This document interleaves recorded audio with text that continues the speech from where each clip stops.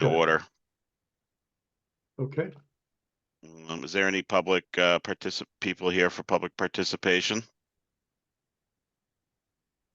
Seeing none.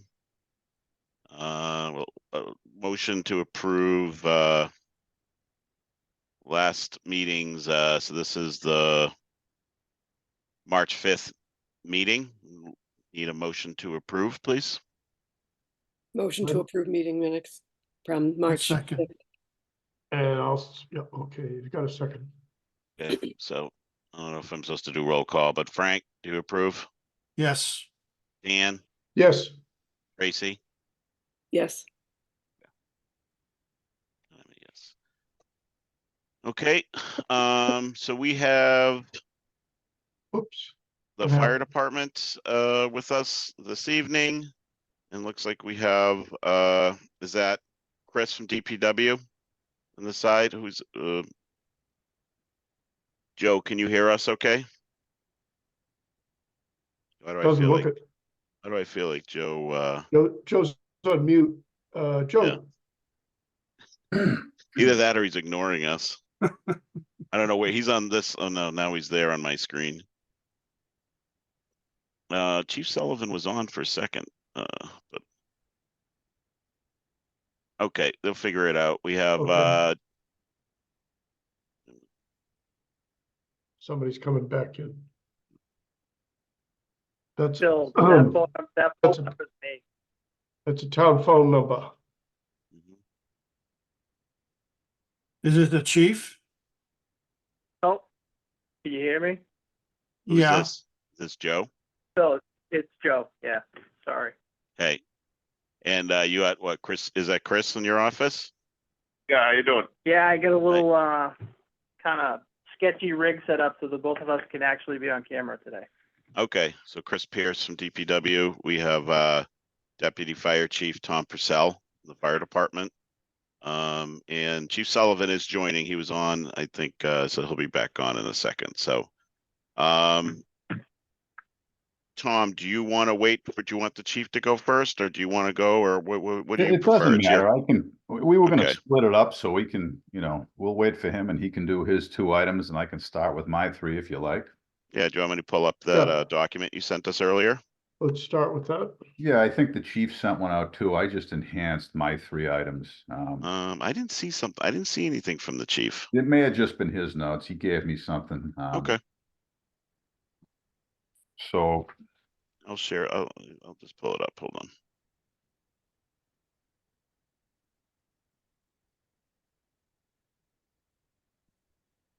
Okay. yeah, this is my document. He's going to add 2 items to this as well. Okay. One being the, a new fire pumper, and then Mhm. the other a 2025 Chevy Blazer for fire prevention. Now, I'm going to review these 3: the boat, the UTV, and the garage doors. So we can start there if you like. Sure, go ahead. Sounds good. All right. So the first one, the garage doors never had safeties on them. When they were installed in Hello? 2023, they were just. Hello. Can you hear me? Yeah, that Yep. looks like the chief. Hi, said this is Chief Sullivan. Can you hear me? Yes, we can. Yes. Yep. Okay, good. Sorry about that. The only way I could get on was by phone. It's okay. We just got started. Okay. Chief, I was just going to start delivering my 3 items. If you like, give you a couple of minutes to get prepared, or you can go if you like with the engine. No, go ahead. I was just letting you know I was here. That's all. All right. So the overhead garage doors, the bottom line is we have 6 in total, 2 in Greenwood, 4 at headquarters. And there are no safeties. What they now call light curtains. It's just like an elevator door. When you walk through it, it opens. These doors will come down unimpeded. Collins Overhead stated recently that they had never even seen a fire department without these. And they have done some damage. We have replaced a couple of doors. Expensive. It takes forever. They've come down on apparatus. It's just really dangerous. OSHA has would cite us immediately if they came out. I looked up, everything under the OSHA clause. But bottom line is it's a major safety issue. So to put in, 6-foot light curtains on every door is approximately through Collins overhead, 15,000. And like I said, I think, the DPW guys can attest to the fact that we had to replace one door and we waited 2 years for it. And, just last week, we had someone back in and catch the top of one, already damaged part that was replaced, in short order, thank God. So this is really just a big safety issue. How old is the headquarters? It was built in 2003, opened in April '04, I believe. No. So these are large, specially designed architectural doors that when any vendor comes out, and it's always Collins, they can't believe that they ever even installed these. The weight on these is unbelievable. The bay that you're looking at to your left was actually replaced, the ladder bay. You can't tell from this picture, but that was completely taken out by an accident. It came right down on top of an engine a couple of years ago. But I mean, it's really something, just like at your home, if you have a garage, when you walk through it, put your foot through it, you approach it, it automatically, boom, it retracts right away. It's going to kill somebody. This will have the same protection for individuals walking through it too, right? Correct. Yeah. Again, just like an elevator, anything that intrudes the photo eye. This sounds like a no-brainer to me. Yeah, it's don't- really needed. It is Yep. needed. It's just a big safety hazard. The next thing we can go on to, unless you guys have more questions on that, any more questions on those window curtains? No. It's pretty straightforward. The watercraft, the department watercraft. So currently we operate a 1980, if you can believe it, 13-foot Boston Whaler that has served us well. It is approaching 45 years old. And it is in immediate need of replacement. It still floats, it still operates. We use it for Lake Quannapowitt. We have a 10-foot 1995 rubber inflatable Avon boat that is approaching 30 years. For Crystal, we can't put the bigger boat into Crystal because of the loading ramp. And ancillary ponds, down around Audubon Road and other areas, that inflatable goes in. But it's the Boston Whaler we're looking to replace. It's more than seen its day. I don't think we could find anything in any department in town that's 45 years old. And I don't mean to make light of that, but it's not serving its purpose. It's not up to specs, not even close to emergency specs. In its time, the motor breaks down. We have to consistently get it serviced, and there's just not a lot of room in the boat. You can see the photos if you have the document, Phil. You scroll down on what we're looking for. I know it says West Palm Beach, but quite a few departments in our area have those, and you can see it's not actually rubber. There's a couple more pictures where it is fiberglass on the bottom. There's old Betsy, and there's our rubber Avon right on top of that. So she still operates, but barely. One more down. I don't know if I have it in here, but it's fiberglass on the bottom. This one's about 19 feet. I think we can get it in a 17-foot model, which we prefer.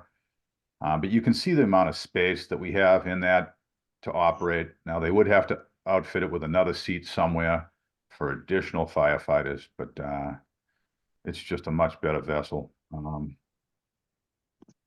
If we look at another Boston Whaler, which I did some research on, they're very expensive, the boats.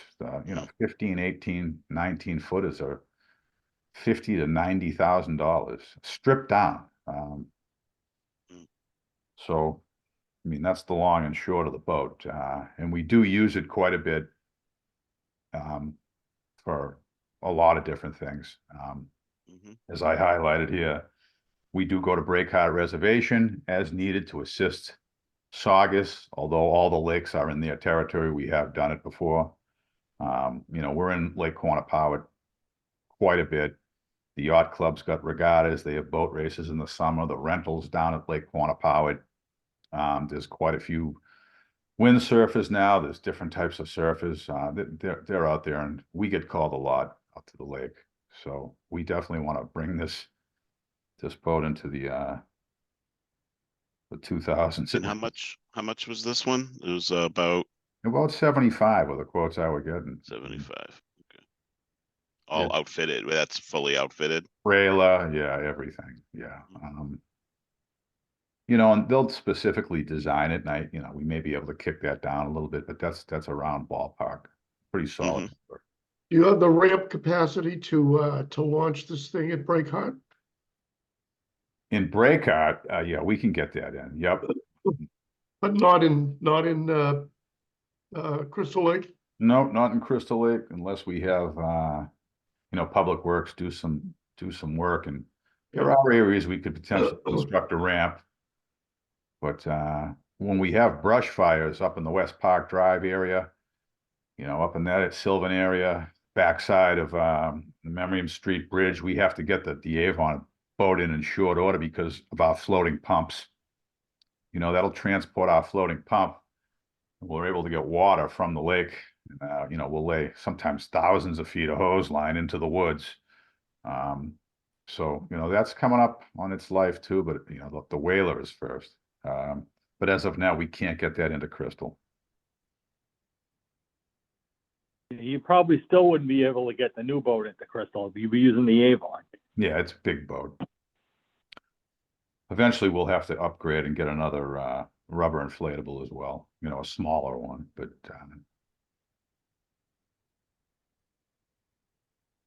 Any questions about this request?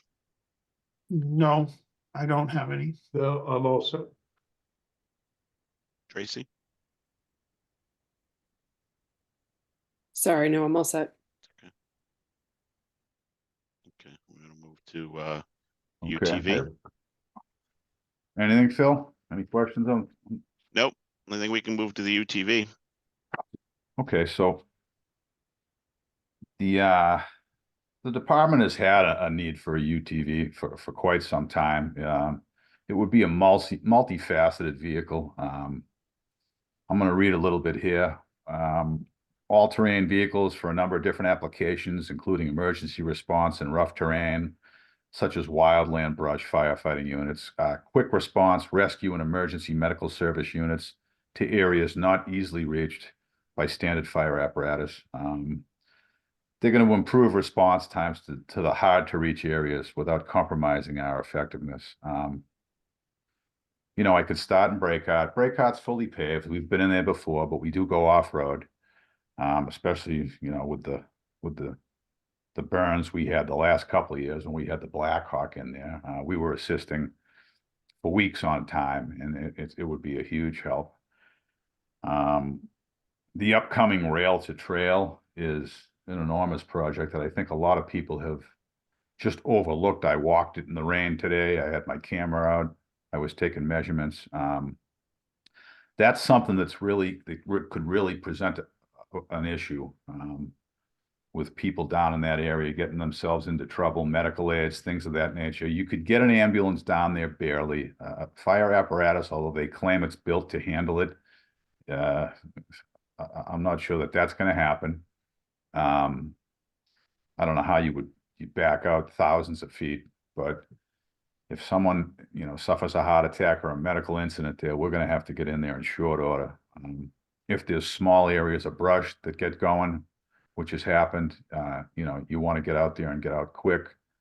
I know Linfield has looked for support, and I believe may have 2 on order, 1 EMS and 1 with a, you know, a fire suppression unit on it.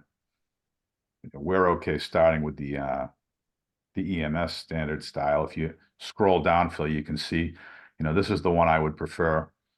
It doesn't have to be a full cab, it can be 2. And if you go down, you can see the next one with the fire pump. It's a little cumbersome with that, although it would serve a need for sure. But I like to start out with the EMS. We had 337 details last year. From blasting to road races to the 4th of July to I can't tell you what around Lake Quannapowitt and house demolitions, you name it. This would enable us to put this into service instead of having our utility pickup truck load hose, take the on-duty shift, go down to the demo, for instance, at 361 Salem today, drop it all off, hook it up. We could have a firefighter take this, load it up, go. I was up the blasting site today at the vocational school. They actually have one on site.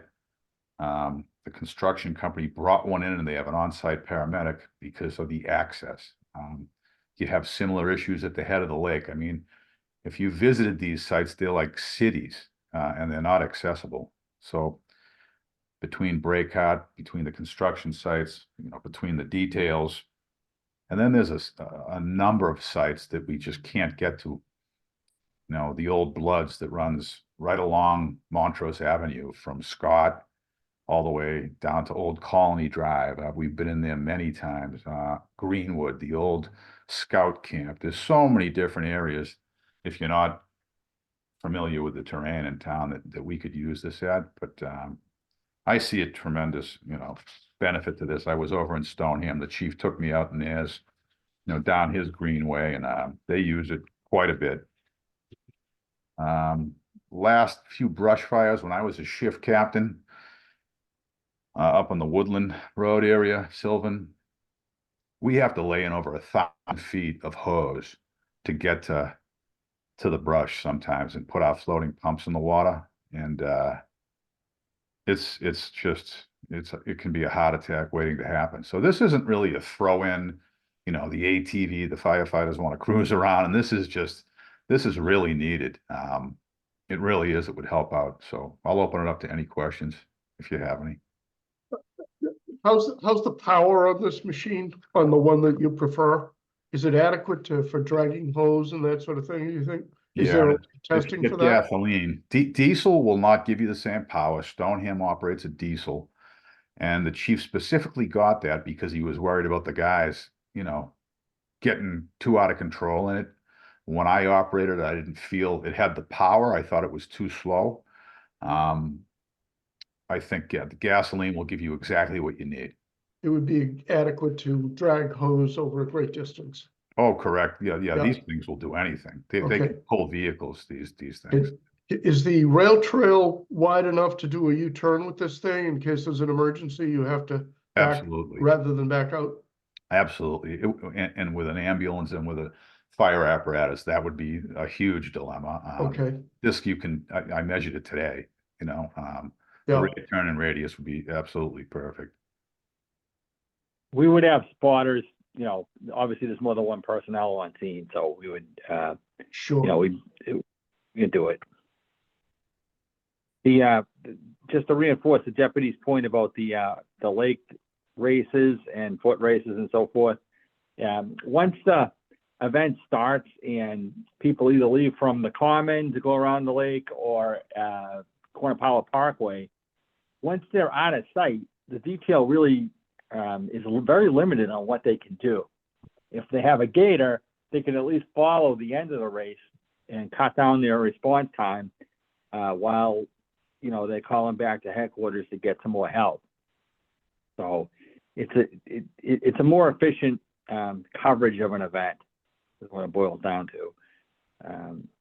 We also have we've had a number of brush fires. Last year we had 2 large brush fires at the top of Harts Hill and going into the town forest all the way over to Holland Road, a good 5 acres. And that was pretty steep and rugged terrain. And the other place we had a large brush fire last year was off of Sylvan Ave. That was at least 3 acres. And it just helps. Even a smaller ATV will drag a fair amount of hose. In the past, we've been fortunate enough to be able to use citizens ATVs that they came up and volunteered. And so we've had a chance to actually see what we could do with them. And it's pretty impressive. So. They're pretty small too. They're not very big. And I'll tell you, when you have the buddy walk 2,000 plus walkers. The fourth, you know, you got 100,000 there. There's just, Cataldo puts 3 or 4 of these in service during their events in Salem, in Wakefield during the fireworks, other things. They offer a myriad of different things that we could use them for. 4th of July. Oh, yeah. Sure, yeah. So I have a question. When we have to, when the town has to respond to the like break cart for something, how does that, is it just an agreement? Does the town get like reimbursed by some entity for response times?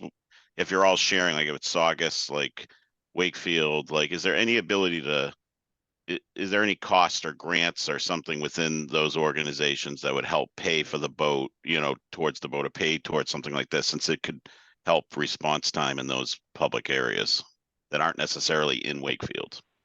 All the Wakefield. Those events, relatively few and far between.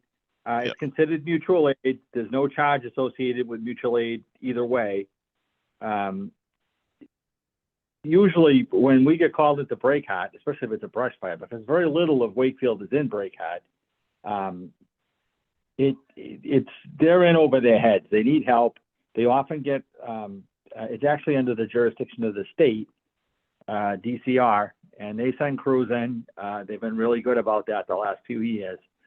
But there's not, it doesn't happen that often, so it's not Yep. like there's not a huge cost associated unless we like hire back, you know, and a crew's gonna be tied up in there for a while. Then there's a little bit, there's an overtime cost to it, but it doesn't happen that often. Right. We And, looked into grants too, oh, Phil. yeah. We looked into grants through Yep. Tom Walsh with emergency management. And speaking with the chief, it's just, they're not out there for boats and for ATVs. They don't give those out unless, you know, you're down the Cape and you want a boat, or it's just because everybody would be applying for them. But mutual aid is exactly what it says. It's a system of mutual aid. I was in Stoneham at a multiple alarm fire 2 days ago. Right. With our engine 2, and we get a fire tonight, they're there. Got it. Yeah, and in terms of like the rail trail, like, you know, they're promoting, you know, making all these train tracks to be recreational paths. But it doesn't sound like there's any benefits to help staff them, like to need a vehicle to get down and to save someone who flips over a bike. Like, that's now up to the town to figure out, it sounds like. So Yeah, correct. And we have to mark that out. I mean, it's an undertaking. I was out there today walking through it, and I'm like, you know, we've got to put up mile markers. We've got to put up, you know, we have to know exactly where we are, Right. just like on the streets of Wakefield, access points, quickest points for ambulances, you know, shuttling people. It's people are going to get hurt day one out there. Yeah. I can tell you that right now. Linfield's preparing the same way we are. Speaking with Chief Davis, they're building new stations, but they have money, you know, on the table for 2 of these. So yeah, it's going to come quicker than we think. And to Many- Phil's point, there's no money, there's no grant money for the railway at all. Right. Is that true? Like, if you're gonna Yeah. be putting mile markers out there, as a town, we're paying for all of those things? I couldn't Well- answer that 100%, but I know that we as a fire department are going to have to know exactly where we're at, you know, Right. distance It's wise. not it isn't a requirement, but it does help us. It's like mile markers on highways. They help you locate even citizens. They can call in by cell phone and say, hey, I'm next to marker 3.2 or whatever. Right. It helps us locate them. But I don't think they're as expensive as you may be wondering about. There are systems in place I'll look into that. Other cities and towns have these, and there are definitely systems that are in place. And I'm sure there are some requirements through the state for some of that stuff, but they're definitely not going to provide us with rescue equipment. Does the town still have ARPA money they're looking to spend? Like, could this be considered, because it's recreational, you know, like, I wonder, it's just, because I have a comment, but, I know town council takes care of ARPA, but, okay, no. And this wouldn't be shared with the police department, or could it be shared with the police department in any way, or that's outfitted really to be a fire department vehicle? Yeah, correct. We would respond to whatever they needed. You know, it's not a shared resource, so to speak. They wouldn't operate it when they needed it. They would just Right. call us and we would show up. Right. I think they have one. Don't they have one? They have the small, I think the DPW outfitted them with maybe a propane powered one. I want, Joe would know, with the electric ones, the golf cart style. They don't have this. Do you want to talk about, I'll oh, sorry. sorry, Phil, I'll just jump in really quick on that. We got a grant a while ago. We got like electric ones. Yeah. I actually think some company under the umbrella of Harley Davidson was making them, and we had a couple of them. I think they still have their electric cart. But if I can interject for 2 seconds and just touch base on something that the deputy said. So keep in mind that rail to trail was built for a train, right? So they go two directions. They go forward and they go backwards. So just to put it into perspective, if you're going to get a vehicle in there, yeah, he's right. They are designed for an ambulance to travel down there. But if that vehicle gets onto the rail trail at the trailhead, let's say the intersection of Vernon Street and Water Street, that's committed going straight in one direction. Oops. That Joe signing Yeah, off. Joe, Yeah, you he want just mute? clicked off. Oh, I think he's still talking. Can we send signals? Man, I don't know I how can to get his concur with attention. him. can you Where he text was- him? Where he was going was, you're gonna have to back out. You don't have the time. It's gonna be crucial minutes to be able to, Dan touched on it, can we turn this thing around? You have to know your access points. You do not want to be trapped or stuck in there. And if a brush fire gets out of control, we've got to be able to control it. We might have to evacuate, individuals stuck down there in short order. I mean, that Reedy Meadow burns. It burns every 10 years, and you should see it when it burns. I'm just gonna send him a quick email or thought I had a cell phone. I was gonna let him know we can't hear him. Maybe he's figuring that out. Okay, any other questions for these last few requests before we move on to the chief? On the rail trail, I noticed that the curb cuts, they jet up, they're raised, and they kind of just, like when you're walking near them, it's an optical illusion. You think they're flat and they're not. Right. And I think a lot of people are gonna trip on them. And I wouldn't be surprised if you get calls from people who, walking on the rail trail and trip on them. I don't know why that is, but it's something I'm very careful of, because I often walk down Water and at Vernon and to the square. And it's something you have to keep in mind. That's all. The toughest one I feel is that one every day when I take the right on Vernon Street. That jets out into the lane when you're gonna go right at Vernon and Water. I don't like Yeah. the way it's laid out at all, the curbing. But I think it's protocol. There were specifications they had to follow, I was told, with those. Yeah, I don't know why. I mean, I'm all for access for people who have mobility issues, but the ones that are raised in the middle, I just don't see the logic for it. I mean, I would agree. They don't present a problem for these vehicles. No, we can go right around that. That's Good. one of the benefits of Yeah. getting, we can get through anything with these. Good. I don't know The anymore. yeah, the ask for the amount for this on the write up, it says 35 plus. I was just trying to pull up the spreadsheet to see what we actually had in our listing I think it's for low. this vehicle.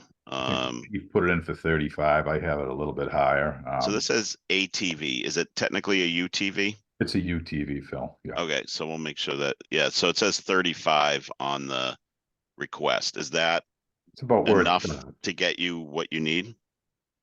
Bailey. A vehicle and maybe a little bit of outfitting? Yeah, I think you'd be more at 45. But I did not get a direct quote from the company. I spoke with other area chiefs, and then I researched online and I came to that price. I do not have a direct quote in hand for a 2024 model. Do you think it would take you long to get one? Could you? No, I don't think so, but you never know with today's supply chain. There's a number of different manufacturers, John Deere, there's other ones, there's specialty manufacturers. Right. But I don't think it would be too long. Not like an engine, what the chief's gonna discuss with you. It's not gonna be 2.5 years. Yep. Hey Phil, can you hear me now? Yes, Joe. Sorry about that, the phone dropped off. It's okay. I was just hitting on some of the points about like the lack of being able to turn around on that rail trail. But if you remember last year, we bought a Cushman for the cemetery, and that was $45,000. Now this one's going to be outfitted a little bit differently. Ours was spec'd out to be a little bit more heavier because we use it basically as a donkey for us down at Forest Glade. But I think where the deputy's price range is, it's probably going to be right where it's more than likely going to land for him. Okay. Any other questions from the committee on these last few requests before we move on to Chief Sullivan? I'm good. No, I'm good. Thank Okay, you. thanks, Tom. Appreciate it. Chief? Okay, I have the best two for last, I guess. We'll start with the smaller one. We're looking for 48,000, and I did get a quote from Liberty Chevrolet, who was on a state bid list, to replace the 2014 Ford Explorer that we presently have and is being operated as the fire prevention car during the day, primarily during the day, Monday through Friday. It does get used if the command car, the Chevy Tahoe, if it goes down for repair or it's tied up for some reason, we can use that vehicle to replace it. It could also be used by, we have 3 department members that are on special teams, 2 in the tech rescue and 1 on the hazmat team. They could use that to transport themselves to and from the emergency incident. We opted for a Chevy Blazer, which is a little smaller than a Tahoe. It's less expensive than a Tahoe. I want to say a Tahoe would probably cost about probably closer to $10,000 more. The 2014 Explorer that we have, it's been through a lot. It's been driven a lot. I believe the mileage is up in the 80,000 mile range, which doesn't sound like a lot, but it's all, so to speak, city driving. We talked with the DPW, and they sort of felt that about 10 years is what you can expect to get out of these before they start to fail and cost you some serious money. I know on the police side that's a lot different, but for the kind of driving that we do, and they put a lot more miles on their vehicles every year. We really should be looking at replacing this.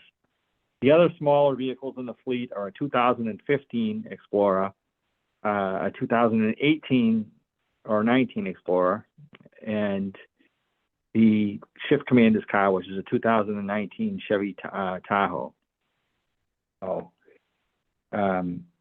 it would come with, because it could potentially respond to emergency calls. It's going to come with lights and sirens and an opticom and fire department radio, which is all standard in our smaller fleet.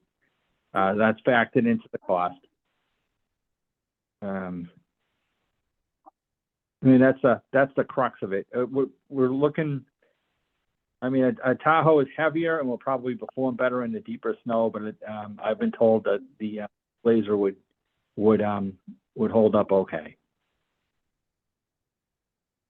Why don't I wait and see if do you guys have questions that I'm not covering on the Have you considered the Blazer, the electric, the EV Blazer? If it's also, would that be less maintenance and less cost to operate if it's just around town? Well, of all the smaller vehicles, it would probably be the best candidate for it. Having said that, I have some reservations about the electric vehicles. A lot of the stuff that we do tends to be long duration. Maybe not so much in the fire prevention car, but if it's doubling as another as a ship commander's car, or if it's being used at a special team incident or something like that, it's conceivable that it could be tied up for a while, perhaps longer than the standard electric car would last for. Mhm. Although I will admit that, you know, you probably could work out some kind of a hybrid arrangement where it might work a little bit better. Okay. Does your cost include anything related to like a trade-in for the 2014 Explorer? I don't have a figure for a trade-in, but yes, it would include a trade-in. We would not be hanging on to the Okay. 2014. Thanks. Any other questions from the committee about the request for the fire prevention vehicle? Is this a fire prevention only? Is it okay? Or you said other people do use it, correct? Yeah, they do, but it's primarily used by the fire prevention officer Okay. during the. Oops. You there, Chief? Yes, I am. Yep. Okay. I'm here. Okay. Any other questions about the? Chief, you mentioned a couple of other vehicles in that in this group. Are you coming? Those are not part of this request, however. This is just one. No, just Yeah. one at a time. Okay, so we We're should trying see. In our capital plan, we try to give them 10 years.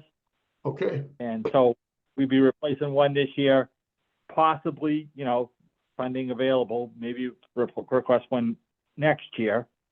And then there would be a couple of years, hopefully, before we needed to do another one.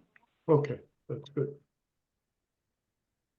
We still have the, if anybody is, I'm not sure if anybody noticed or not, but we still have a 2011 Chevy pickup truck. And that's been working out really well. We don't put a lot of mileage on it. We do need it, but that's the reason we really haven't gone after it to replace it. It's still in very good shape. It has relatively low mileage. I apologize, I don't have the mileage listings in front of me, but I want to say it's low. It's like less than 30,000.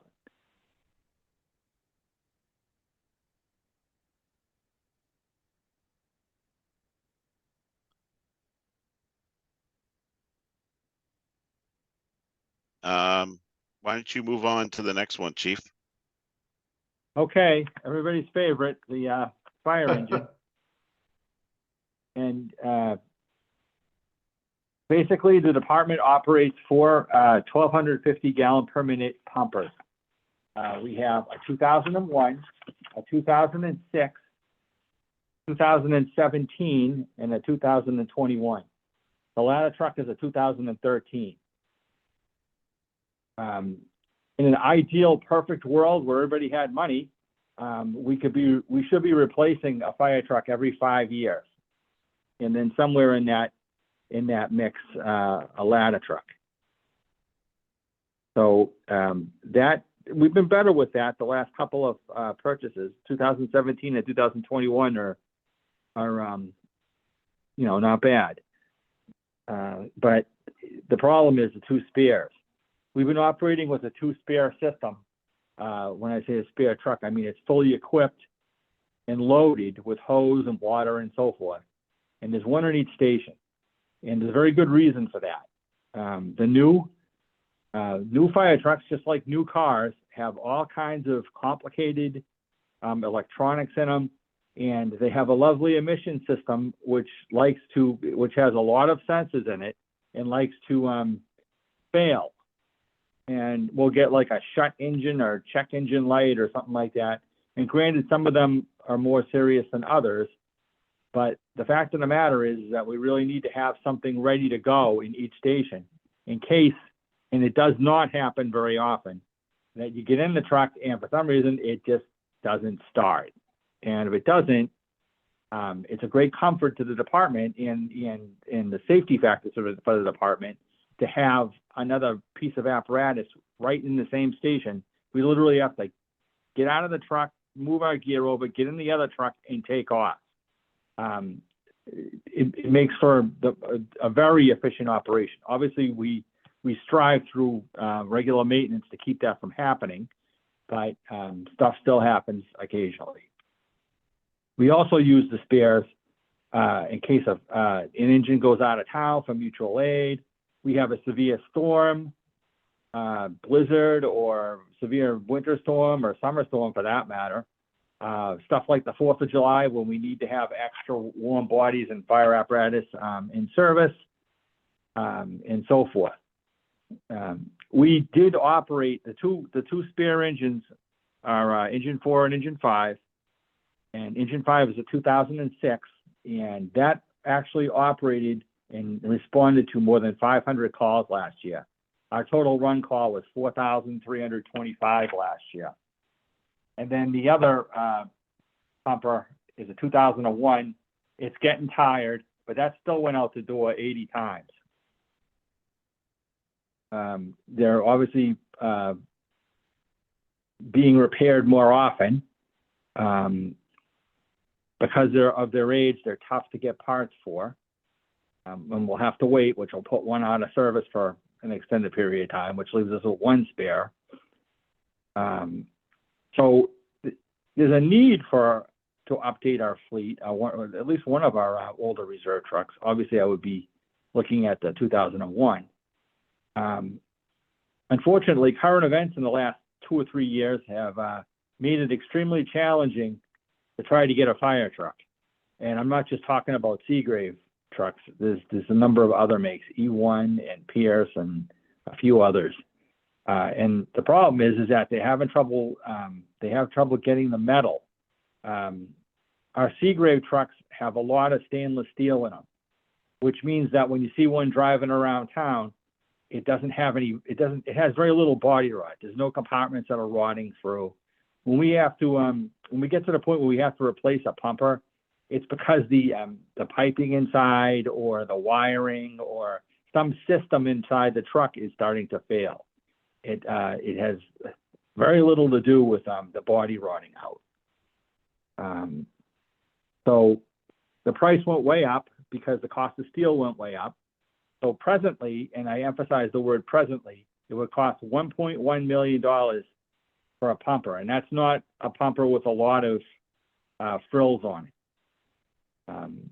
I had actually made an inquiry to the factory. I haven't heard back yet about it. It occurred to me that maybe some cities and towns might have said, well, we can't do this right now because of the present economy and so forth.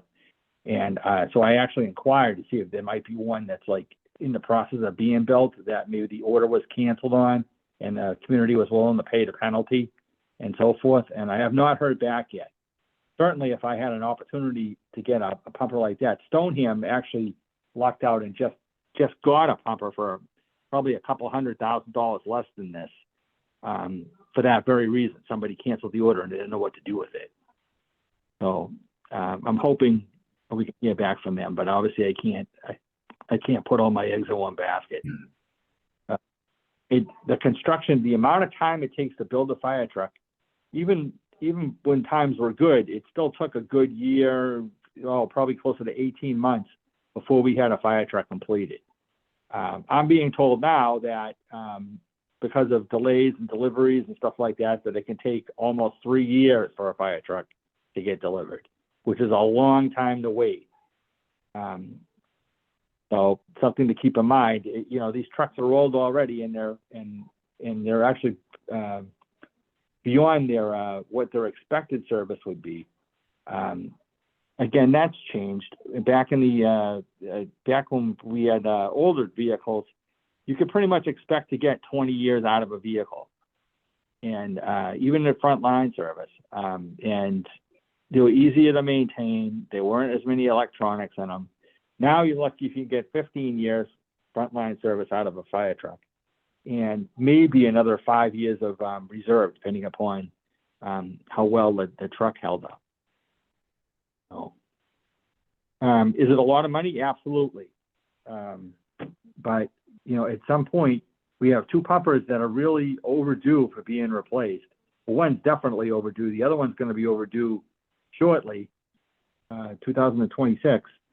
And then let's not forget the ladder truck, which was delivered in 2013. You know, so we're already 10 years into a 15-year frontline service ladder truck. So it's not a very pretty picture to paint in terms of getting from here to the end of the decade. I know that's been pointed out before. Yeah. So, you know, I feel, go ahead.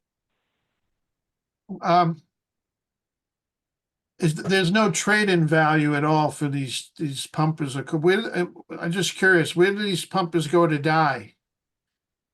Well, actually, usually we do trade them in. I know the last time that didn't work out, and we ended up selling it to another municipality, Malden. But I would say that these pieces are going to get turned in. But as you said, they're not worth much. And you know, I think they more do it just to help us out, because it would launch a whole long process to try to sell it like privately or to a collector or something like that. But they're not worth, they're not worth like $100,000 or anything like that. The primary value is scrap, to be honest with you. Right, that's what I suspected.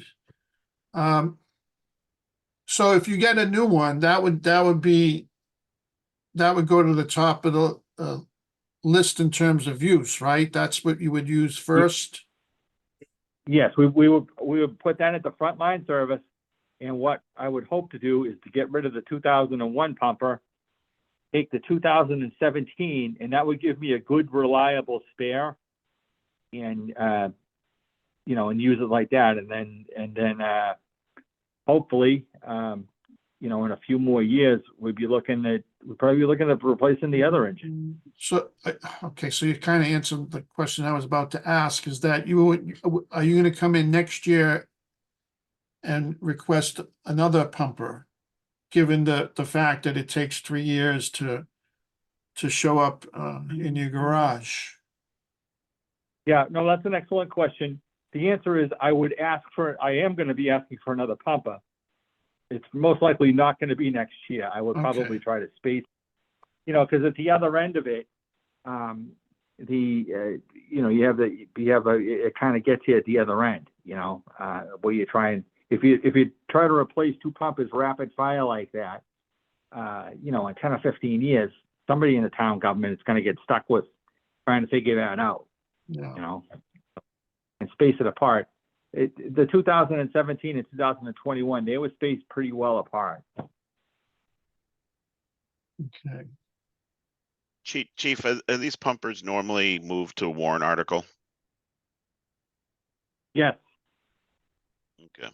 Because we would be taking literally all the eggs in your basket, and I get that. You'd be taking half the eggs, yeah, with one ask. So these big asks have to, generally get moved just because of that, the limited budget. Yeah, yeah. I think all three of them did.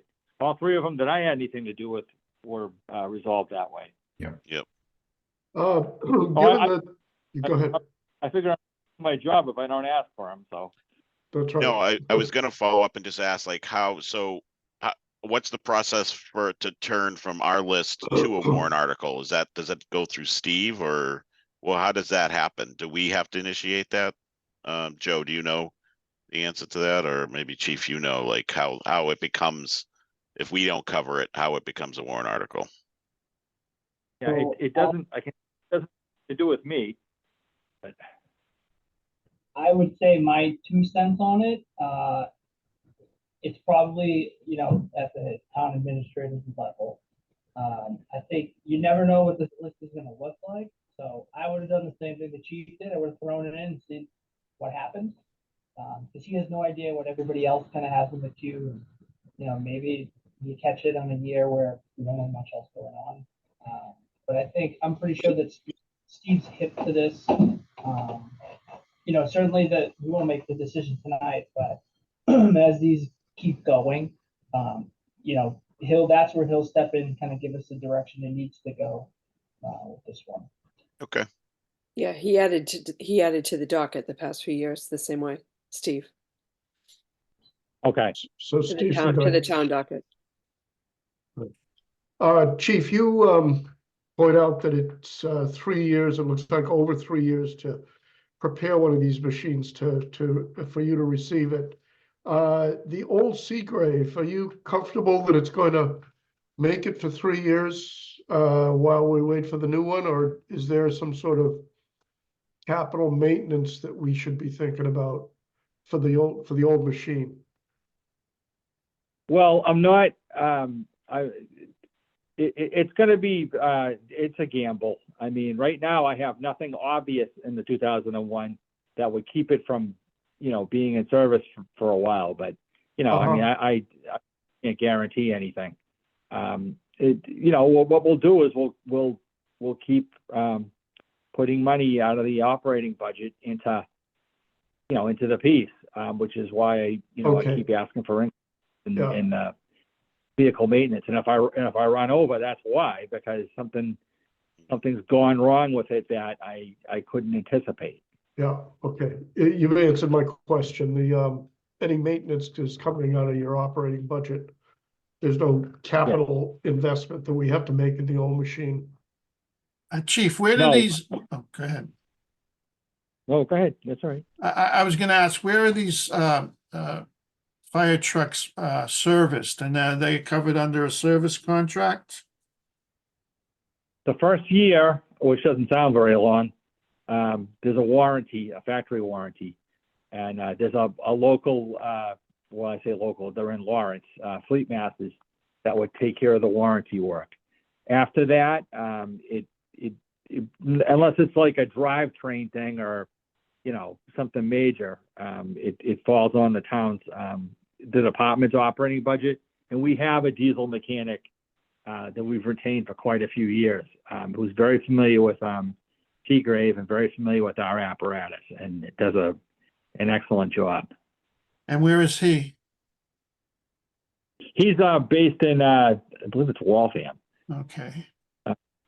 And he's very good. He comes and gets the apparatus. He'll bring it back to his shop and do a preventive maintenance on it and all that. Fleet Masters, we have to deliver it to Fleet Masters in Lawrence, but if something were to happen to that diesel mechanic, we would just revert over to the Fleet Masters. Okay. Good. I have no more questions. Okay, I mean, right. The only, I was gonna ask, because on our master list, there are a few other items that haven't been mentioned tonight, but we're gonna be reviewing all line items still, so we had a few fire alarm line items, and then we had a couple related to the station of bunk beds, bunk rooms, and so is there any discussion on any of those asks, or are those DPW, Joe? So the bunk room stuff came from us. I did talk to Captain Hudson earlier today. He had something come up. He's actually going to come join us on the 12th after the library. He might have to pivot a little bit in what his request looks like. He needs a little bit more time to get his numbers straight for that. So we will hear from him. It just won't be until the meeting of the 12th. But Okay. Chris and I will cover the bunk room stuff and some of the other Okay. things there, unless the deputy or the chief want to hit it all together now, I guess. Yeah, well, there's a few fire alarm projects that he's working on. Randy's generally speaking in charge of the fire alarm and traffic stuff, which I'm sure you already know that. These fire alarms, I can only speak specifically to the fire alarm stuff, as I don't have a clue about the traffic stuff. But they're kind of like routine upgrades that just need to be done. Going back to when the station was built, or we've had some like original components from when the original station was built that just gave up the ghost. They went their normal lifespan and have to be replaced. And some of the rest of it would make our radio communications like a lot more efficient, clearer, easy to understand. easy to maintain, that kind of stuff.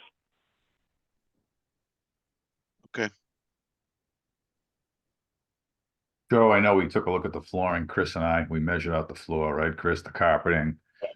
Yep. As the chief said, some of the stuff said it's expendable life after almost 20 years. You know, some windows, a little roof leak work here and there, but I know we measured out the flooring and carpet that probably needs to come up and be replaced. Yeah, so I know, like, I'll just go through it now, I guess, if you don't have an objection to it, Phil. So like the bunk room floor is something I know we brought up before. I think it came up, as part of the public safety building project, you know, that's basically at the end of its life. So, the opinion from Public Works' side is that's one of the ones we'd like to see, go forward. We also talked about, there's a door in the apparatus bay that we want to replace, so that it's fire rated, correctly.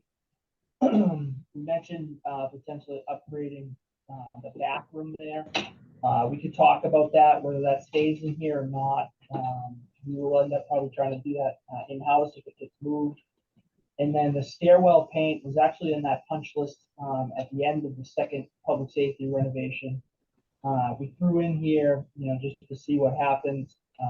Obviously, I know, you know, historically that's always been looked at as more of an operating expense, but Chris and I were just talking about that before this meeting, and we'll probably end up taking that in-house and doing that at some point in time in the near future, once we can work the schedules around. So that's kind of where we stand on that stuff. At least the first two that I mentioned, the ones that I think we mentioned to try to see, from our perspective when we talked tonight, you know, triage it to say some of the things we're more, you know, staunchly advocating for, and that's two of them for sure. Okay. I think a lot of is normally stuff that you would expect to do something about after a building that's, you know, 20, 22 years old, you know, that you just upgrades.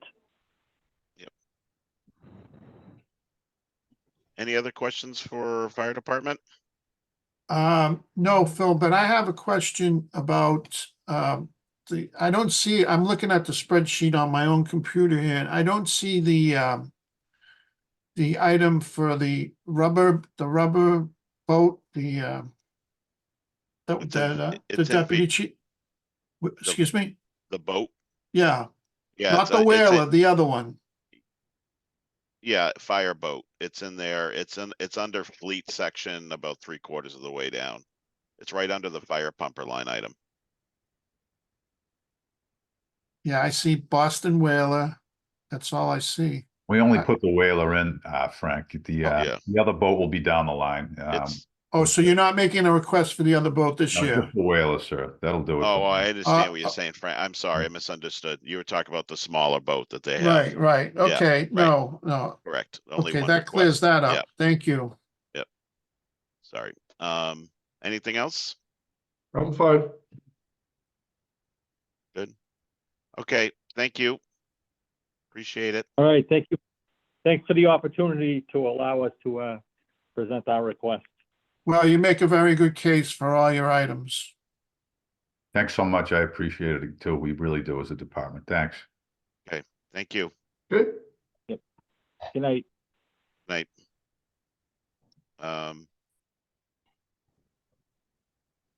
Joe? Or do we have any discussion while anything that's fresh, or do you want to just move on to so we can complete DPWs? What do people what do you Yeah, think? let's- I think we can move on to DPW. Yeah. Yeah. Okay. Okay. All right, so thanks. So we covered fleet a little bit more in depth last time, so I'm gonna take the building with me to the center of your screen, and not off screen as we normally do it, is Chris Pierce, our buildings manager. So I'll probably be Al Michaels, and I think he's in the John Madden chair tonight, or the Tony Romo chair. If you don't know who John Madden is. But we'll kind of go through everything, stop us, ask some questions. He'll provide a little bit more of the context of some of the things we have in here. We'll kind of hit upon, like we do with the fire department, you know, some of the things, like I know I'd mentioned with the elevator controls and stuff like that, but some of the things that we feel, you know, from our expertise and opinions in-house here, of some things that we'd like to see stay or potentially, be on that last last round of whatever the chopping floor is. So, well, I'm gonna share the list and I'll just literally work through it, or I don't know if anybody's looking at it. I'm just gonna literally. Yeah, why don't you put it up? You put yours up on the screen if you can. Yeah, so we can see the updated.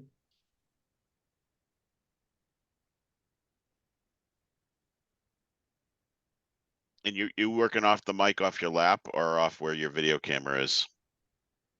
No, so it should be off of where my lab is. Is it faint? When you lean back a little bit, just for Chris, probably, he may want to, just pretend you're yelling at someone or something when you're talking. We'll probably hear you fine. I think Phil, you just gotta allow me to share. Oh, sorry. No.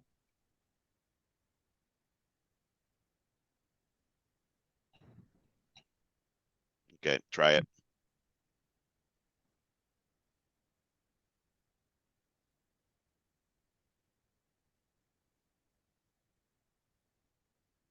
Everybody have what I have? See it. Okay, Mhm. Tell me when you want me to stop being in it.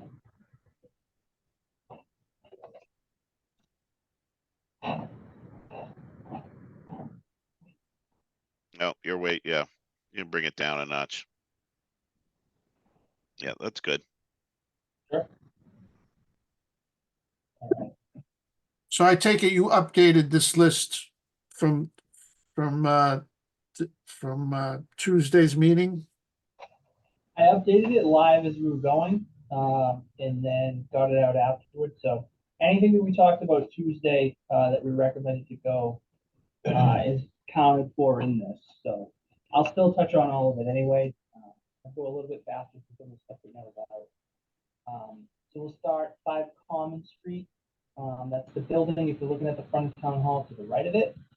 We had siding in there. I had mentioned that there were a couple discussions about occupancy, that were still a little bit up in the air, about, shuffling some people around potentially, or looking at different uses. I said the siding, I think Chris would agree, is in okay shape. It's not in the point where it's liability causing us a lot of headaches. It's trending in that direction, but for the sake of this plan and how tight we're going to be, it's totally appropriate to hold on that for another year, wait it out, and to see what happens. Related to 911 Albion Street, so that's your ACE building. That's the building that we took over from the light department. The first floor, or the ground level floor, is updated to a certain point. Basically set up to host more of like an art show and a little, civic engagements. What has not been done is the old administrative offices upstairs. That's a blank canvas. And one of the things up there is the front of the building facing Albion Street, the 7 windows in the top level, square panel windows that need to get replaced. This 15,000 would be for that. The one caveat to this, I would also say though too, is much like 5 Common Street, there is a discussion about what exactly the master plan for that space should be. We know that something's going to be going in there at some point. What exactly it is not been determined. So this was just a first bite at the apple for us to get ahead of, essentially when the hourglass gets flipped over on us and we have to, turn that thing into whatever is desired by the town. We had gone through and talked about some things at the Civic Center. We had a placeholder in here for some solar panels, which has been since removed. I mentioned that I'm seeking different funding for that we've had good success from in the past. One of the things that came up with the Civic Center too, as far as energy consumption, I believe I mentioned this last time. So Town Hall, Public Safety, and the Civic Center are the 3 biggest consumers outside of the schools. One of the things that the Green Communities work was to do some work on the door sweeps and some insulation, which I believe is between the lower level and the floors above it. So there's some void space there that some insulation would benefit. And then we had talked about last time, this updated a little bit, that's why it's highlighted, about refinishing the gym floor and then the heritage room on the first floor. We also looked at, because of the level of traffic that goes in and out of the food pantry, the Boys and Girls Club in the basement, that's basically painted concrete. It's something that we paint probably a couple times a year. Easily. Um, And repair. so we got a pretty good price on doing some epoxy floor work, and we're requesting to see if potentially we can turn that into something that's a little bit more durable, than rolling Battleship Gray on it, every season, and hoping that it, sticks and doesn't pop up on us for the use. I'll kind of bridge over Tim's stuff here a little bit quicker because we covered it last time, but he has, the gym floor finished with the Doll Bear again. Playground surfacing at the Doll Bear. He's got his work at the Doyle School with the VCT floor and the side entrance. Something that we hadn't put anything into in the last couple of years, we've been actually kind of pausing on it, is really anything related to North Ave. We do know that we have 2 garage doors that are the metal roll-up folding doors on our vehicle storage side. As time goes on, like I said, I think last time, they kind of act like slinkies. They stretch out, and they're starting to get a little bit sloppy, so those need to get replaced. We have a heater in the parks side of that building that also needs to get replaced. And then Michael Curtin, our electrician, identified an issue with our electrical service. I think what he has happened is the breakers popping there. Yes, and part of it's still on fuses. So it's antiquated. And really, these are just, to keep us running until the town makes an ultimate decision on what to do with us. Moving on to the Galvin, we had the elevator door access, badge access we talked about last time with Tim. This next one, the loading dock heater is come up here a few times. I don't know if you want to give like a little bit of what's going on there. When they built the Galvin, the loading dock that goes out to the dumpster, the custodians, janitors, they leave the door open. It cools the building down. There's a sprinkler head that's right there, a whole line, and it either freezes in the winter or the head pops. So we've had them shut the door a lot more, but there's still that need to open and close it in the middle of the winter. So this was for a larger heater in there to warm the space more. Hopefully when they're taking out their trash and garbage and stuff like that, that the heat stays in the room, or it can recover quicker than it is right now. The one that's in there was undersized for the space that it's in. Taking a look at the Greenwood School, so the trim replacement, that is essentially Main Street. Yeah, that's front of the building only. Facing. Yep. I know, Phil, you had mentioned if 10 would get us everything we needed to do. In the conversation, of course, that's going to get us, if it's not going to get us there, it's going to get us to the point where we can cover a little bit of difference that it might be. Which is some of the operating stuff that we're doing anyway. Again, another line of painting, same story. We know we have to do it. We show it just for transparency. We're not expecting that to go at all. And then lastly in that school is the office floors that Tim had talked about, abating and replacing some of the probably 9x9s with asbestos with PCT. I had mentioned the fire department, but from our perspective, out of anything in here, the first 2, I think certainly the fire department we wish to see it done, but I think from public works side, we also think it is appropriate for those 2 to stay too. The bathroom upgrade, the chief mentioned something about being original to when they built the station the first time. That's the same thing with that bathroom. We feel like if we could do it through this, awesome. If not, we'll We would take it. get creative and try to figure it out. And then again, another painting. This is just essentially another transparency add to. Both the chief and the deputy chief talked about the door interlocks and the side safety curtains. moving to the senior center. So the roof parapet, we're actually gonna pause on that for now. So you won't see a price for that. There's a couple other things we want to look into before we come back and do that. That's not something that's a liability to us. It's just due diligence. We noticed that probably needs to get replaced sooner rather than later. That does not have to be tomorrow, though, fortunately. Very similar to the fire station, the bathroom upgrade to the senior center.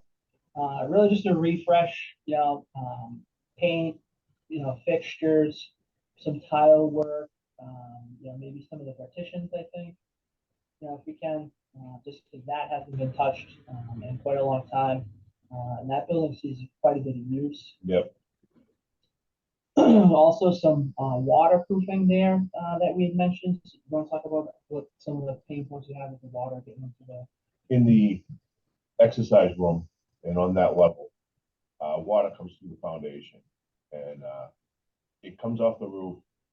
It used to come off the roof. We replaced the gutters hoping that that would stop it. It did to a point, but we still are getting water through that foundation. So what we need to do is dig down along the foundation and waterproof that whole foundation wall, and then put it back together again. Fieldstone? Oh, yes, fieldstone. Is it fieldstone or is it granite block? It's both. It's fieldstone and granite block. I just had to do this for one of my mass masonry in Cambridge. Basically excavated and then just formed a concrete and poured basically concrete wall in front of the fieldstone, and then waterproofed that. It ended up being a lot quicker than trying to mess with the stones. It's an undertaking. So we think it's just one corner you're having the issue there? Got one section of the building. One section, I mean? Yeah. If you're looking at the building at the front, right? No, it's the rear. Ah. It's the rear left. So front right. Yeah, rear left. Mainly the rear of the building is where it's Right. having a problem. Off the back. Yeah, the hill that leads down. The Yeah. topography there is not off. Moving on from that, so TH Town Hall, carpets. This is the finish, the last little bit that we had on the second floor. Up, with the town administrator's offices. We've done a couple of different projects in offices there. This is just to finish it. We got better pricing for the epoxy flooring systems at the Civic Center than I think than what we probably initially anticipated. Right. We have the same situation here at Town Hall. So the basement floor is basically just rolled paint on concrete. So we asked to get a number on that, see if that could get considered. That's just a maintenance thing. We probably paint that at least twice a year. We have a little bit of trim replacement to do here. Most of that, this is on the Lafayette side. Yep. Of the building. Same thing here, not waterproofing, but correct me if I'm wrong. So we have poured concrete, fieldstone, brick, and anything else that you could have spared some weight on holding this building up. So there's some old penetrations and things like that people did their best to patch up and cover up and waterproof. But we probably need to spend a little time going through that and redoing some of that. Because believe it or not, we actually get water here in the basement too, from time to time. Yep. It seems relatively flat and we're not next to a swamp, but it's just one of those things. The elevator control, so this is the big one. This is the one, essentially, if we don't do it, the state's going to shut down our elevator here. So I'll defer to Chris and he could kind of give you a little bit more of what I was trying to explain last time, but he's totally in tune with what actually is going to happen. The new firefighter recall switch that they're making everybody do will not, the elevator that we have right now, the Dyson Crump, will not accept that. So we have to replace the operating system of the elevator so that we can have this firefighter switch put on so that we're up to the new code. They will shut us down if we don't do it. We're on a grace period now. I filed all the paperwork and everything else with them, with the elevator company, so they know that we're looking into it and we're hopefully going to do it. This isn't just the fire safety switch, though. This is a full modernization, right? Yeah, it's a full modernization, correct? Yeah. And this will be, so right now it's proprietary, right? This will be non-proprietary, so Why use it as Schindler? no, it's Tyson Chrome. Oh, Tyson, yeah, okay. That was gonna be, Every certain amount of counts on the door open, right. the elevator shuts down. You must be aware of that. I know. Those- I'm dealing with this fire safety issue at my buildings too. I got it. you look as excited as we were. How long Like would you this work, how long would this work take for, for the elevator controls? Once they get them in, probably 2 weeks. Have the paper. And I'm sure we could fast track it. Yeah.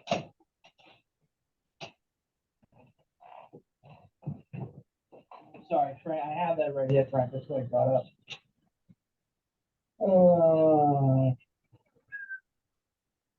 Yeah, a little bit of time, lead time to manufacture and ship it.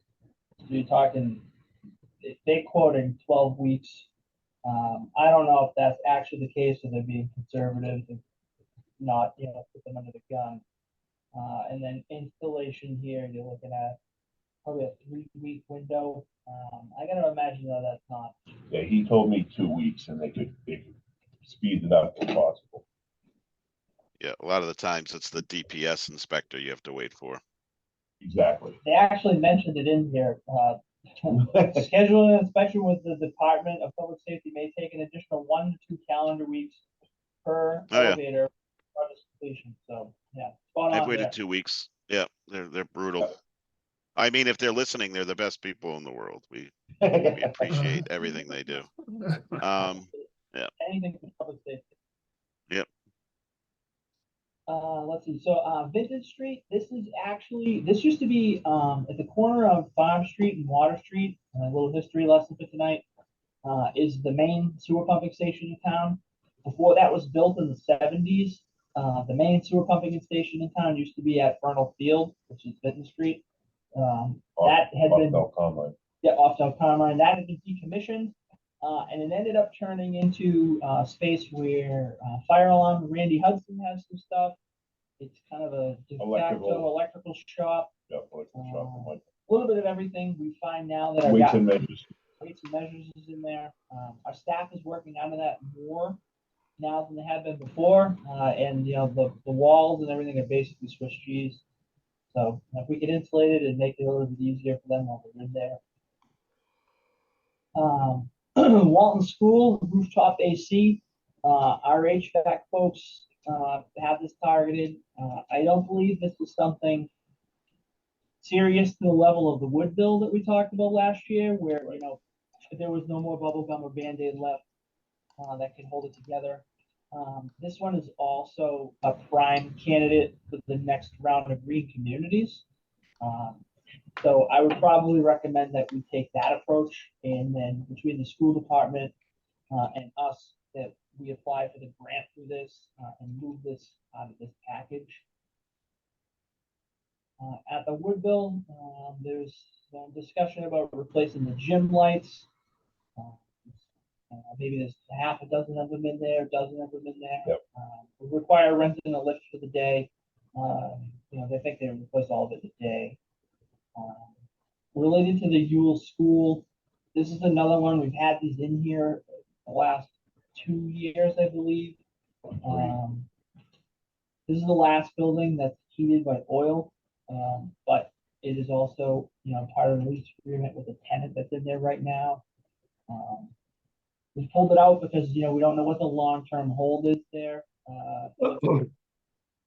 As we go, this might be something that we might end up having to do probably next year anyway, just because of the age of the boilers in there. They're original to the building construction. Yep. So you can imagine they're pretty old. Covered with asbestos. That building's in a summary. Do you want to stop here? Do you want me to keep going? We can talk about some of these, whatever you guys want to do. Why did you remove the asbestos item from the Yule? Because the asbestos removal would be part of replacing the boiler. So the boiler is covered in it, insulated in it. Okay, not friable, but to be Yeah. able to remove the boiler, we would have to abate the asbestos first. Yeah, I recall now. I recall the discussion we had. Same approach we took with the pancake or the pork chops at the Doyle and the Greenwood School functioned the same way. We had to abate and then we would remove after.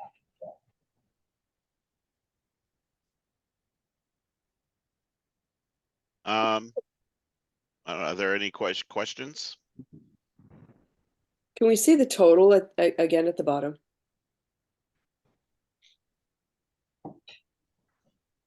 That's Ay, usually- ay, ay. It's gone up. Yeah. No, I think we're down 100,000 from yesterday, actually. Oh, Okay. Hmm. So what's the number, the cap? Two. We're, 2 we're, million. we're shooting for 2, but when we get closer to the end, we can discuss that number, Frank, but I think somewhere hovering a little, we did 2.2 last year. That's, my goal is to meet and if not, try to exceed last year's. So But it's not up to 2.2, us, yeah. Okay, 2.2. but two is what we're being told by Joe, which is fine, but my view is that we're gonna be looking to at least try to keep on increasing capital requests on an annual basis, like the rest of the world going up in costs, we shouldn't be going down, so that's a conversation towards the end, I think. mhm. But You've 2, got I think some- 2 is a goal. You've got some floor refinishing and logo replacement, I believe, for the Woodville. Are we being inconsistent about, I think it's, is it the Woodville? Are we being inconsistent about these, the treatment of these refinishing versus painting projects? One of them is an expense item and this is a capital item? Explain what, I mean. Yeah, no, I don't think we've fully discussed keeping those on the list as a result of that exact point, that it's not really refinishing a floor isn't a capital expense. Right. By the definition of it, so, we haven't really discussed that on some of Okay. these, but there's not a So- lot of them this year, I know that one you Right. just mentioned, the floor refinishing. Yeah, it's not gonna Um, amount to much, but it's just a matter of what Yeah. our policy is. Okay. Yeah. I'm done. Um, for the FPC section, Joe, is that something you guys can speak on, or, I don't remember, we normally don't bring Dennis in, right? I think you usually review those. No, if he had anything super technical, Yeah. he'd come in, like if we were talking turf fields, I would default to him. This stuff, for the most part, is, I'm not to say routine, but, it's not so technical, we can't just do it now, especially related to cemetery stuff, so. Right, so the yellow is changes since last meeting, you wanna talk about those two? Yeah, so this first one here, this is a duplicate. This is my mistake. We had softball fencing at batting cage from Bolton Field. Good. I actually wrote that down wrong. It was supposed to be Mapleway, and then I carried Mapleway again. Good. So that came out. That's why the number's different from this time. And then related to Mapleway, so this is a placeholder. We were engaged by the folks at the softball group. Really what they're looking to do is see if they can get a hitting tunnel in there. And some other things to get the girls a little bit more comprehensive softball experience down that way. Dennis had been out there and wheeled some stuff off with them, talked about potential scenarios and what they wanted to do. Again, so this is in here as a placeholder. I don't know and don't expect to know until probably either tomorrow or Monday exactly what they would like to see. There's the question on, there's 2 different ways you can go with a hitting tunnel. You can go with one that is essentially like Walsh Field, where it's basically like a galvanized steel frame and a net. Then you could go all chain link. I don't know if they desire to have one in there where you have a coach or a pitcher throw soft tops. They're looking at a full blown electric pitching machine. We're gonna nail that down before we can really tell you exactly what we think that's gonna cost. So that's highlighted because that's, subject to change potentially. The softball I thought the main softball field for Wakefield was behind Woodville. That is going to be lost to the building construction. Okay. And the outfield fence at Maple Way, you used to take it down every year and then put it back up. How come that doesn't happen anymore? That was a Little League thing. Oh, okay. I think Frank had talked about that last time. I don't know, I don't know, there's like bureaucracy to it, I guess. I don't know how those two, Little League and softball, now function. I think that. I mean, I live 5 houses away and I never see Little League down there. No, because Yeah. the Wakefield Softball Association, I think, was started, and I think they kind of broke off. And it was the meeting you weren't able to attend, Tracy. Frank Oh, had okay, a point sorry. about he'll be at the next meeting though, so definitely ask, and he can, I think, can explain it with a Well, I'm little just more thinking detail. spending $50,000 on a fence where it seemed to be doing fine when DPW would unfortunately have to take it down and put it back up. But if it was softball versus Little League, then it's obviously a separate issue. So I actually think, based on what Frank told us last time, I know we didn't, Public Works didn't take it down. I thought they had a local fence contractor that volunteered to do that for them. Wow. I don't even know where they stored it. And I know that they moved it, I think, to facilitate soccer. I know like previous to that, there was talk about fencing both of them in permanently, but the way that the fields lay out, they'd be bumping into each other, and then some of the dimensions would get a little funky. But Frank is definitely the savant when it comes to anything related to that. So in this one, FBC, so Field, Park, Cemetery, out of the 7 or 8 buildings that the DPW operates out of, I'm ashamed to admit that the cemetery building is probably And in need of the most work. currently. So this is it for the tomb, the Masonite tomb, or the garage? It's for the garage.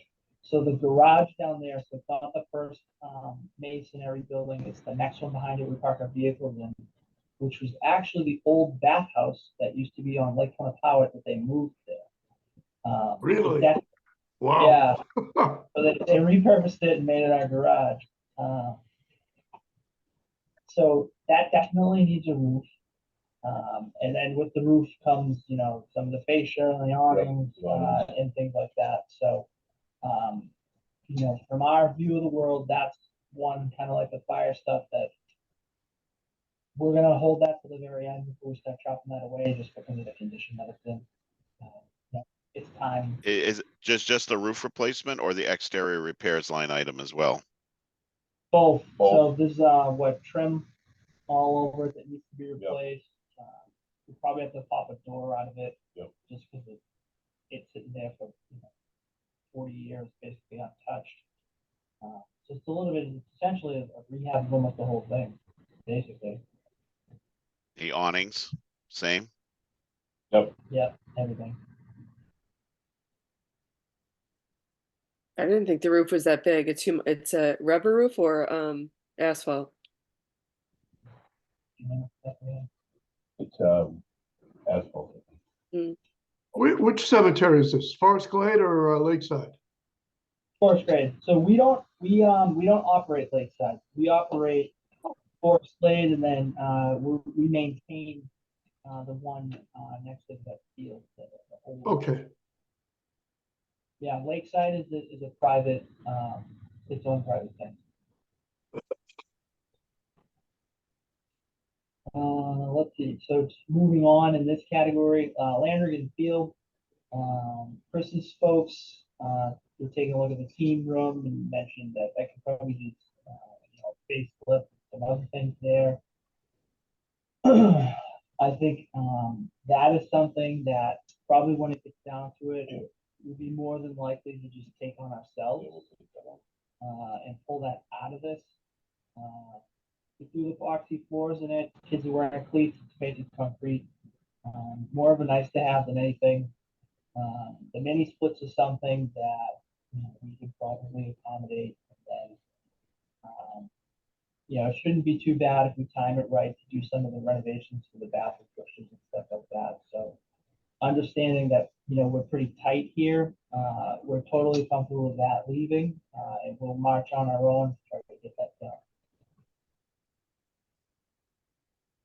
Dobbins Tennis Courts, this, folks, the Tennis Association, the Friends of Wakefield Tennis and whatnot, have been in touch with us a few years ago. And I believe I had mentioned this to this group, at least initially. So since the original construction, I believe in 2014, when we did the fields, the surface has settled a little bit, so you're starting to see some of the cracking bleed through. So one of the things, before it gets in the state of disrepair that's going to require a complete tear out and repave, we can actually use epoxy fillers and fill the cracks, and then do a resurface to that, which would involve then new painting of all of the playing surfaces and whatnot. Dennis was working on this. This quote for $75 will do all of them. Fill all the cracks, fix everything that needs to be fixed. Right now, you have some pitting that's starting to happen. It's probably only a matter of time for that pitting then blossoms into something bigger, and potentially gets into something that may alter how they use the play. So we're sponsoring this, after we were reached out to related to that. Field, I already talked about. The Doyle School, the playground servicing. This $35,000. Remember, we got a grant to do the playground. Unfortunately, the grant that we have didn't cover everything that we wanted to do. We haven't taken delivery of the play structure yet, so we haven't done any of the site work or any of the demo that we need to do. So that still can be, shortened up.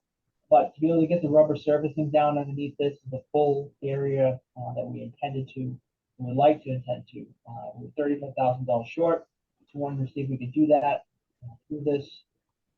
Our parks folks also noticed that at the Spalding Street Playground, there's a couple of the benches down there where the cast iron is in a point where it needs to be, the benches need to be taken out and replaced because we can't repair the cast iron anymore. So this $15,000 would be to replace 4 of those. So I can move on unless you want to stop here, or you tell me. You're welcome to stop.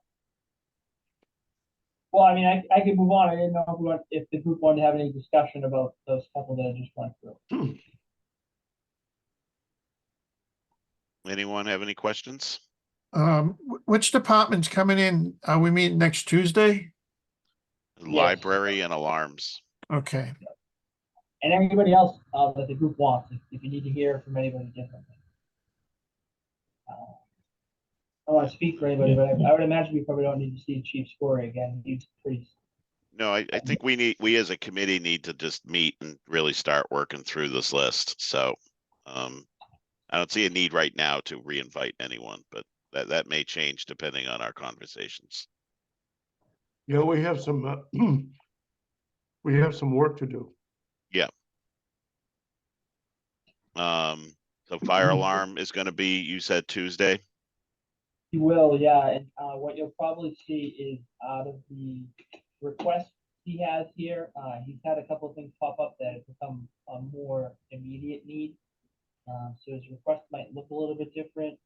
Captain Hudson told me today on the phone that he actually thinks it'll be a little bit cheaper overall, but it's something that he needed a little bit more time to dial in before he felt completely comfortable presenting. So we asked if we could come after the library.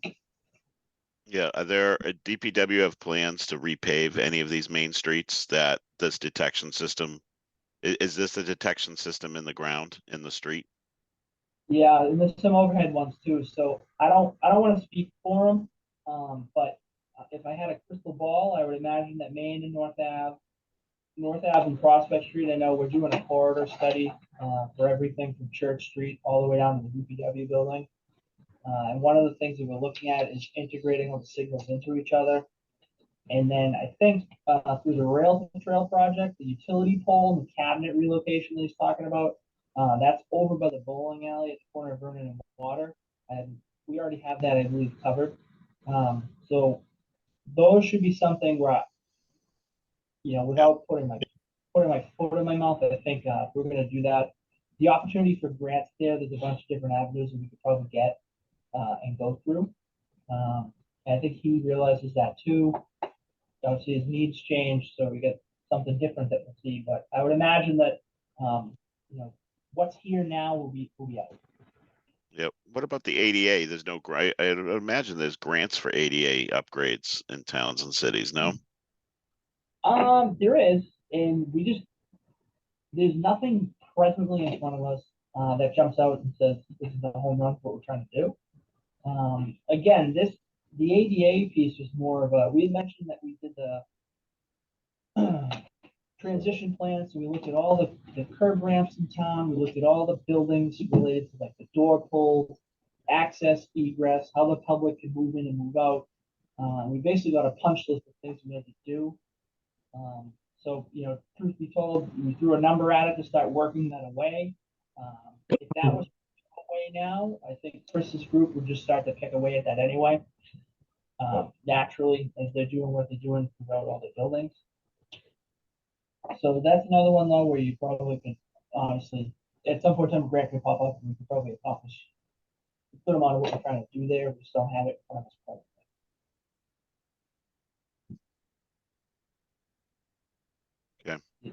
I won't talk to the library in this one. I'll let Catherine do that next time. Related to the public safety building, you'll probably see me next time move this one out of this. I think I can fund it differently. I'll have a better idea tomorrow, and I can print out. Which one, Joe? The sidewalks, ADA ramps. Yeah, so I think we mentioned this. So I know this is a tectonic plate that we want to bump up because of the way that the parking lot is. But some of those real ratty trees that go around that, they have all the sidewalks in the width isn't, awesome. I know it's a pain point for Chris's folks when they're doing their snow work because they get narrow, they get wide. With everything that we have going on, we have economies of scales and scope where we could probably just handle this internally. I'm pretty sure that's going to happen. I'll know 100% for sure the next time we meet. So if I say that we can zero this out, and I won't take any offense to it, please don't be surprised. In terms of your fleet requests, there's it's almost $500,000 in asks in those, in that bunch of fleet requests up above. So knowing the low ceiling we have to deal with, are there ways to prioritize any of those for us in our review of these lists? Yep. So this one, I broke the ice last time with this one that I have highlighted. I will tell you that talking with a fleet supervisor today, this can get another year. How do you feel about an aerial lift? This can wait there. And I think we got to talk to the chief too about those 3 cruisers. He got 3 last year, so. He gets 3 every year. Looking at the history. Yeah, and that may be a habit we have to ask him to break this time.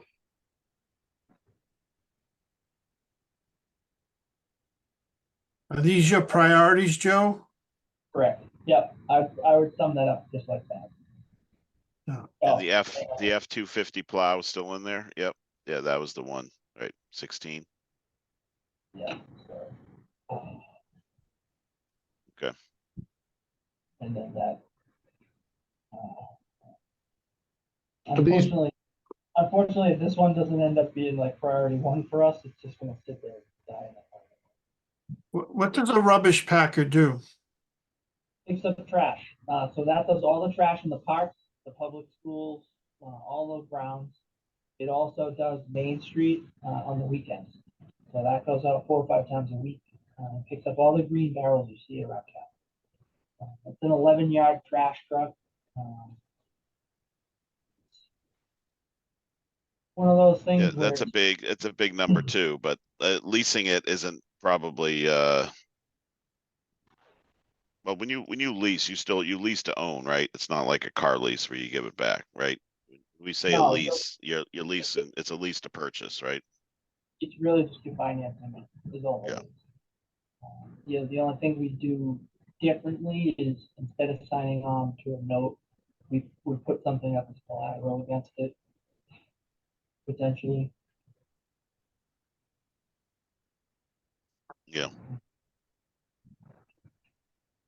And I will have, so the service manager that we need to talk to, we're quoting some trades for us. I should have trade numbers for this first one, this second one. Unfortunately, nobody wants to touch a trade for a trash truck right now.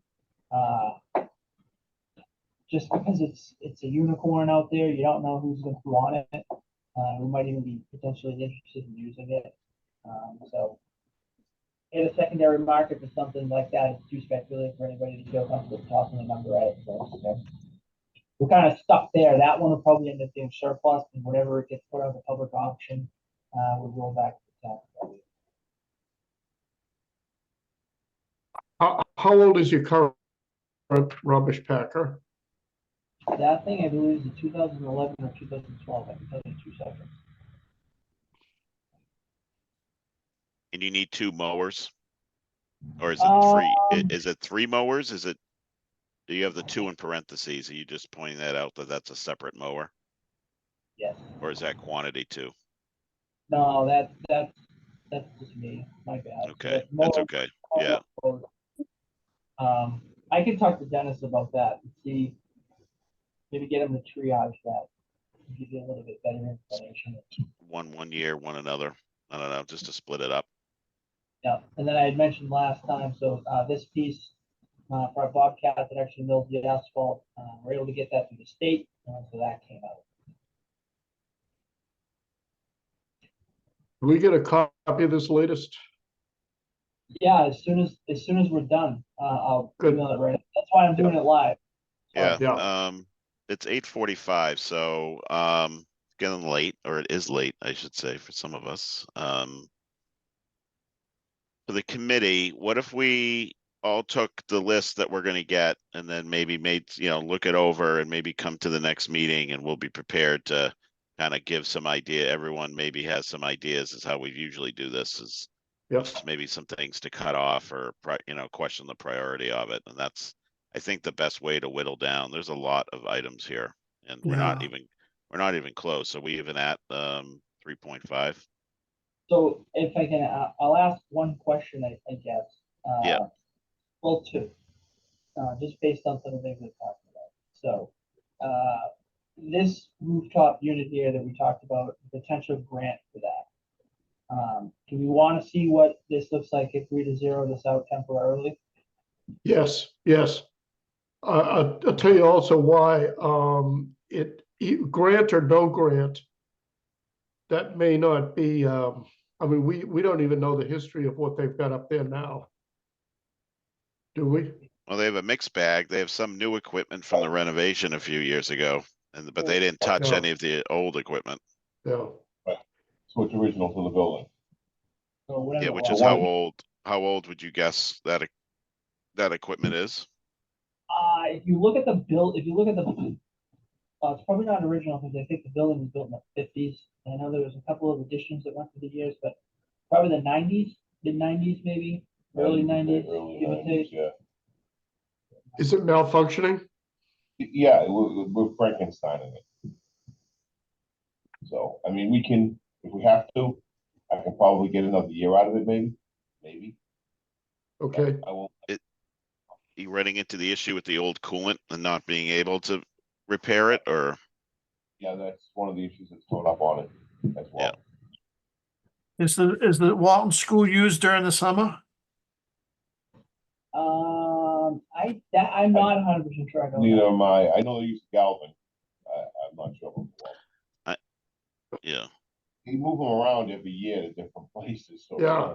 Well, there's enough buildings that have air conditioning that, you can actually consolidate some of summertime activities into the places that have the AC, the new Yeah. AC, so Yeah, I that's a, think, yeah, I think some of the, like the PSB fires, like the bunk room floor, bathroom upgrade, stairwell paint, like with the other asks going in. And I know this is DPW, but it's just a huge, I just question the priority of those few items. So I think related, I'm literally gonna hover over this next. I think related to the bathroom upgrade, we feel pretty comfortable Taking it on. taking this on ourselves. Knowing, putting this whole thing into kind of perspective. The one thing, well, the two that I think if we were to debate would be, these two right here. These are something that, at least for the door, we probably ask for a little bit of help. And then the carpet or the flooring, we probably have to bring somebody in. Wouldn't necessarily do that alone. Bathroom Yeah. upgrade. Yeah, is the bunk room flooring similar to like the Doyle, that schoolroom floor where it's unsafe, or is it just old and dingy and it's more of a, like, is there any information on why the bunk room floor is on this list? And Yeah. there's bunk room floors, is that plural, right? It's not only one bunk Yeah, room, is there? it's actually, like 4 or 5 bunks Yeah, that make that room. And that they one just, room. they in there all the time with gear on, or, in and out, just fine. So it's lived its life. We're at the point right Yeah, now. I remember seeing, we discussed it after the police project. Exactly. We were gonna try to see if we could put money into it, and we ended up running out. Exactly, that was one of the things that got cut. Well, that could be a maybe. We'll see. And Not that- like, I think Sure. a question for FinCom is really like this epoxy flooring, like similar to refinishing, Joe, like I don't think it's a capital expense. Like I'm pretty sure if you asked an accountant, they would say that, but it's close enough to a coating where it's a question I think we'll have to ask FinCom about epoxy and some of these items even being designated capital. Because there are some very obvious capital requests on our capital list. So when we get something that's maybe in the gray area, I think it's important we sort of get some guidance on it. yeah. So the only other thing I just wanted to suggest, so we talked about taking over the team room. So how does everybody feel about narrowing that out? Which one again, Joe? Landrigan Field. So Oh, the kind team of room. Yep. refreshing that. We might be able to pull some stuff together over the little window that we have to give it enough of an upgrade. Maybe if we do it in 2 phases, that's fine. It'll be improved. Let's put it that way. Yeah, even the mini splits, a comment was made even by Frank or someone that they didn't think it was even that unbearable in there, but I've never been in the facilities, so and I assume these facilities are used 12 months out of the year, or is it really only during sports season, like school year, that these facilities get used? 10 months out of the year. There you go. Okay. You have lacrosse starts real early in the spring, should start soon. And then you have football that goes all the way up into Thanksgiving. See, if they allowed the tennis courts to be a parking lot for the high school project, they could have got a new tennis court surface out of it. There was a big fight to not take up those tennis courts for good reason, but that would have been one way to get a new crack repair and resurface for. Well, maybe we would have paid for it out of that project, I guess. So taking those couple of things we just talked to into consideration. Yeah. Oh, the IT. You're at 3-3 now. Yeah, and IT's at $800,000 in asks. So we don't need Todd. You don't think we need Todd to discuss any of this? So this isn't really his ask. This is like IT within certain department asks. So this one here, this town-wide one, is more of a Mr. Mayo thing. So this is everybody. This is my group, the fire department, I think I mentioned that, everybody does some sort of time and attendance software, but not everybody's on the same page. This would wipe out the whole town and everybody would speak in the same language and learning the same program. Yeah, right. Related to that. The work order thing is all my stuff. So neither one of those two, I don't think Todd needs to be in on. And then obviously we heard about the camera system thing. When we were talking about it yesterday, I just threw a note in, but if you were to think about You can leasing finance that stuff, yeah? yeah, I think Frank can speak to it. In my experience here, we've never leased any IT stuff outside of the water enterprise, but I think I mentioned the cellular network, some of the compatibility we have in some of our assets. That was done through a lease, so you could. Yeah, is there a way in the update on the lease schedule tab to maybe do like any that we've marked off leasing on the main list to sort of add them somewhere on this tab somewhere? Not to mess up the, 'cause this is what we have as of today, what we see, right? Like this is real life right here. Like how it affects anything we're leasing or decide, or, looking like leasing, how that affects these numbers. Cause these future numbers, as everyone knows here, takes off our ability to use the full budget, right? Like, cause this Right. comes off. Yeah, So we're getting to a good place where, it's reducing, but at the same time, it does give us the power to, approve some things that are a little more expensive than we think. well, we for can afford. example, if we go to a lease purchase with the cameras, that's a $92,000 per year that we add to this Right. list. That's Right. just one thing. Okay. There's a few others, but I don't know what they are. Yeah. That was, So I'll whatever. It would just be, just be helpful, I guess. Ay. This is up. I was trying to find one of my older ones when I first started. There was a huge amount up in the L&P. Yeah, Definitely gone down, like, which is great. Like, I think I think that's important. But like, I don't know. So what'd you say? You showed we were like at 3.3, Yep, about 3.4, really, yeah. 0.4. Yeah. well, that's with Um, that's without adjusting for the lease purchase of the cameras. So knock that 400 down to 92. Yeah, down to 92.5. Oh, geez. $92. There we go. I like it. Yeah. I'm not that good. Okay. The Hey, what the 5. hell? It's only $1 million now. We're off. Doesn't alertness stuff too well, Pat. Yeah. Okay. Anything else on top of anyone's head on this list you want to talk about tonight, or do you think just look it over and be ready for a good conversation on Tuesday? I think that's the way to go. Yeah, the latter. Yeah. We got Joe talking in a little while. Go from one Joe to another. Yeah. And then I'm gonna have to at one of these meetings. So we have meetings next Tuesday with library, fire alarm. If you remember, next Thursday's meeting, the 14th's been canceled. Oh, So our next meeting then after next Tuesday will be the Tuesday, the 19th. And then we also have a placeholder for the 21st. We have to have FinCom.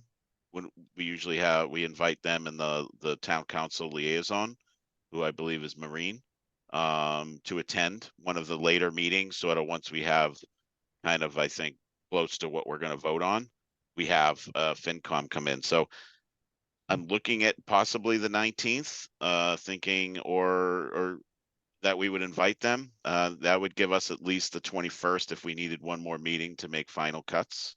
We could ask FinCom any final questions, and then we would have the ability to use that 21st meeting to make a final vote. Would that be enough time, Joe, if we did it on the 21st for us to get to what we need to do for presentations the following week? So I think I'll double check that. I need to double check with Sherry. I think that should give you enough time. what we basically have to do is guarantee that we're gonna come to a conclusion that night. Right. And what I would probably end up doing is preparing everything, we would need in advance. And then as soon as we wrap up, I would literally just ship it off and email it. And then, you know, I'd have the presentation with basically everything that is a lock. Oh, the presentation that has to be put in. So the 19th would be preferable. Why don't we see how we look after the next Tuesday's meeting, I guess. And then I think we all have been through a few rounds, or at least a couple, 2 to 3 rounds, you know, of these that maybe we can sense as a group if we think we're gonna need till the 21st. There's a lot of asks. I feel like there's more than, I know there's not looking at past, but I just feel there's a lot more high priority items this year than we've seen in a while for some reason, but I don't know why, but, okay, so, are we okay to adjourn? Do we have a motion to Yep, adjourn? I move we adjourn. I second. Okay. We'll see you Tuesday, and Joe, please do send the list out.